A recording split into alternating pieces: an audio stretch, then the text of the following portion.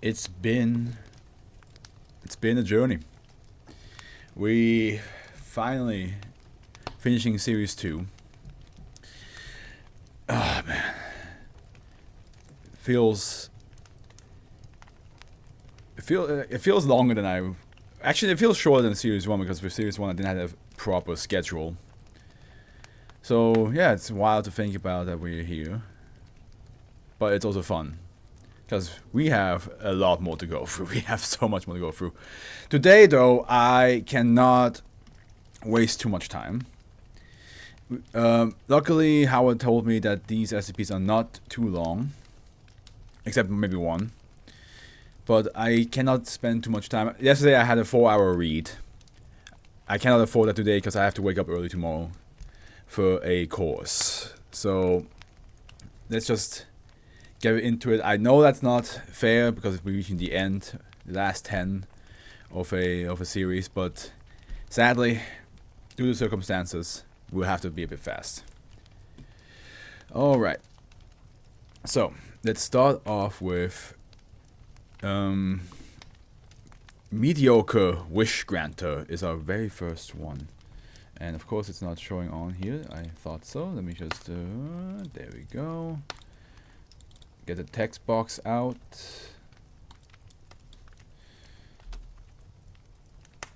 Okay, here we go. Nice and short, as we wanted. But let's give it the respect it deserves. Safe. SCP-1990 requires no specific containment procedure at this time, and is to be kept in a standard storage locker in Research Area 20. Standard humanoid testing areas are required for the testing of SCP-1990. All of these testing areas must require a bed of any size. As such, Testing Chamber 2B is now the standard testing area for SCP-1990. Oh, you love this one, Zeno? Okay. Probably because it's small. Only takes like maybe 5 minutes to read through. SCP-1990 is a small plush stuffed tiger. The name Sarah has been written in faded mark on the care and cleaning instructions tag. Not a tiger one. And this time it's a plush tiger, not a taxidermy tiger. Zeno knows what I'm talking about. You know what I'm talking about, brother. You know what I mean. SCP-1990 was discovered by Dr. during a routine info sweep of local towns near Foundation Site 14. Newspapers had reported a strange incident in which a man and a woman had died from suffocation, the cause of which was found to be burial under a large pile of 1925 issued Deutschmarks. Oh, like, okay, the mark, okay. The couple had earlier reported that they were having money issues. Upon discovery of SCP-1990, Dr. found a young girl approximately 7 years of age in the house where the incident occurred. The young girl was in a distressed state and was holding SCP-1990. Oh yeah, Emilia. So Deutschmarks, huh? For everybody who doesn't know, before Germany had euros, they had marks. The mark. So that was the currency before. SCP-1990's anomalous effects occur specifically when a subject is holding it before they go to sleep. The subject holding SCP-1990 must think of something they desire in the form of a wish, and then fall asleep for approximately 8 hours. Upon awakening, a mediocre version of the wished item or concept will occur. Okay. More advanced wishes start the moment the subject wakes up, while some wishes have been reported as not being fulfilled until later in the day. Well, dreams are fucking wild though, you know? So wait, especially when the subject is holding it before they go to sleep. Okay, before they fall asleep, they have to be like, I really want... Kind of like a tooth fairy situation where you put your tooth on the pillow and you're like, oh, I hope I get myself a couple coins or bucks or something. What if I wish for I can do anything mediocre? Then you get a mediocre version of that wish. So it would be, you don't do anything mediocre, you do everything shitty. Attempts at making multiple wishes on the same day through multiple subjects transferring SCP-1990 from one subject to another throughout the course of the day before each subject slept have failed. The original subject to make the wish must have SCP-1990 within 30 centimeters of the person for the remainder of the night, or else the wish will fail. So if you move a lot in your sleep, it's gonna not happen. Gotcha. And then due to the nature of SCP-1990 and that wishes must be thought of instead of spoken, D-class personnel would be too volatile or not trustworthy enough to be used to test SCP-1990. Smart choice.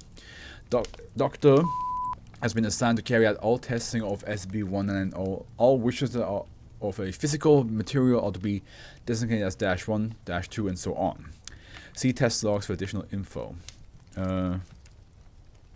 I wish this wish granter wasn't mediocre, that would make the wish granter worse though. Remember, everything you wish for means you get the mediocre version of that wish. So if a mediocre wish granter, you wish it to be less mediocre, it will become less mediocre. You can't reverse psychology it. Because it's if you say I want you to be better, it would not become better. And if you say I want you to be less shitty, it will become less shitty. There's no winning with this thing. Even if you say something like, "Oh, I wish you were as good as insert fictional wish granter here that never fails," they will not. They will not become like that. Test logs of SCP-1990. Due to only Doctor testing the object, he will be referred to as subject for the entirety of the test logs. Gotcha. I wish you were the worst wish granter ever. It will be a bad wish granter, but not as bad as you want.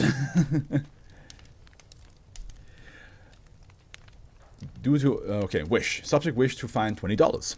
Result: on the next day, subject awoke to find a medium-sized jar of liquefied metal, now designated as -1. Upon opening the jar, the liquid metal was not hot to the touch and behaved much like mercury at room temperature. Further testing of -1 showed it was composed of 91.67% copper and 8.33% nickel. This was found to be the same alloy mixture as the current US quarter. There was enough liquid in the jar to be sold for $5. Wow.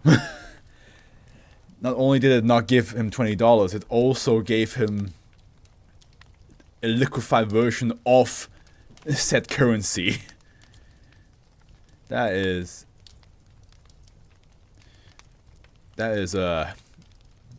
shitty. That is bad. Wish. Subject wish for a pet of the Canis lupus familiaris, dog, subspecies.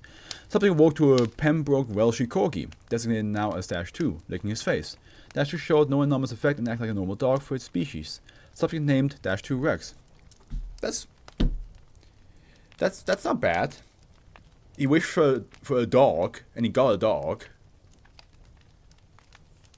Maybe not the dog he wanted, but he got a dog. Addendum: on the next day, -2 had disappeared entirely, including any shed hair or skin particles. Okay, never mind. It just vanished. Subject memory was not affected, and he still remembered -2. You get a dog for one day? Okay, that is mean.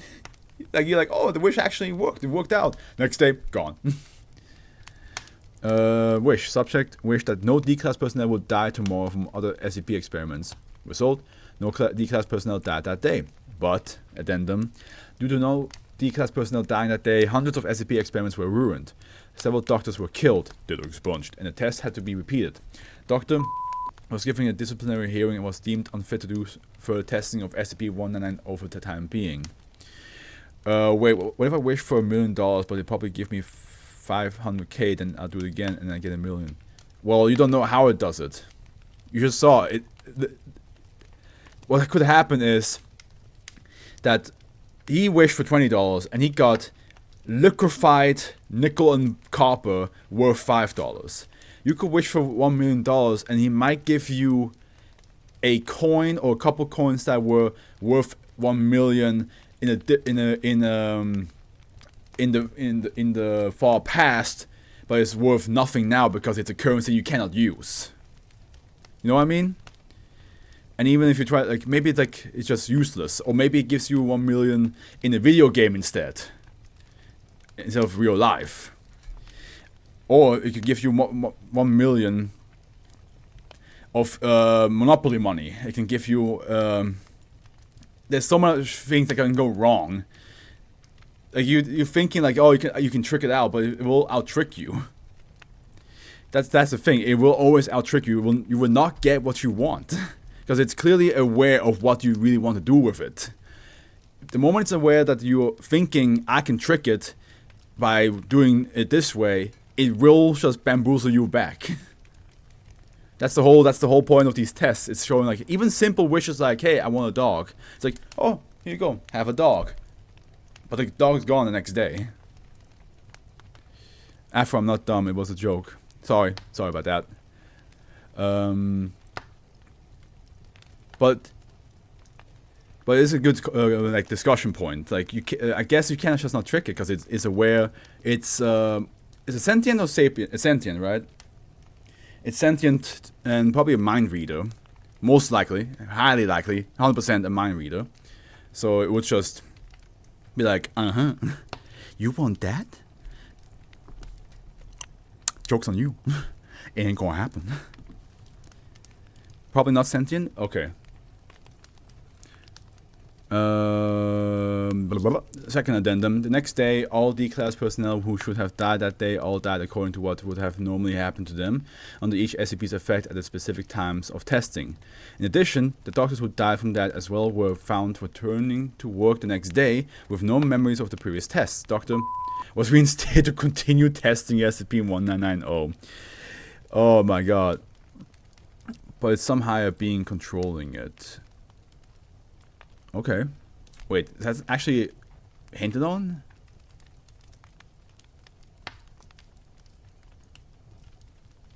No.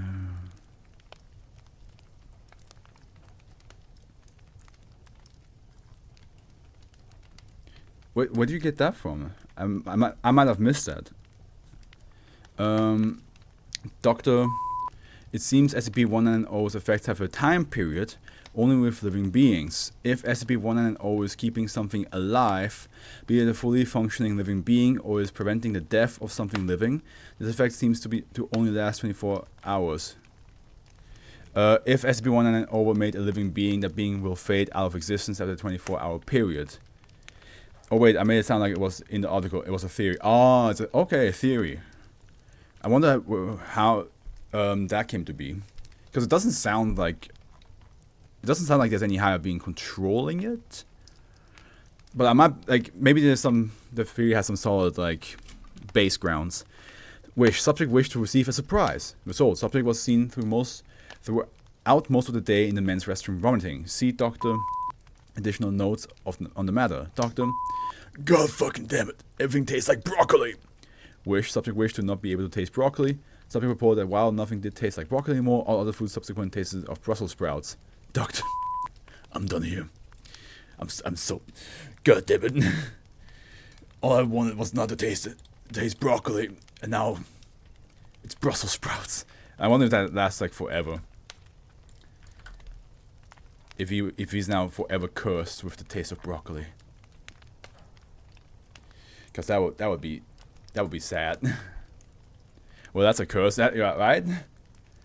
First of all, I personally don't like Brussels sprouts that much. I like it mixed with other things.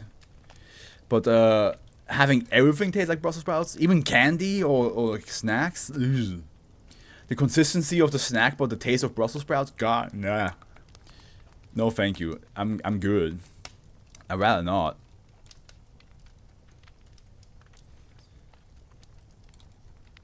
I love meat. Yeah, like I just love food. There's so much good food out there, and imagine like trying to like having a pizza. It's just like your favorite combination of toppings on the pizza, but then it just tastes like Brussels sprouts. Trying to like having sushi with different fillings, Brussels sprouts. Hamburger, Brussels sprouts. Sandwich, Brussels sprouts. Soup, Brussels sprouts. Fruit roll-ups, Brussels sprouts. it would make me go insane. I would hate it. That's a very good one, though. My human... Yeah, of course. I forgot, you cannibal. Yeah, of course. No, that was a really good one. I can see why you like it. It's a troll. It's a troll SCP for sure. It just messes with you. I can see why you like that one.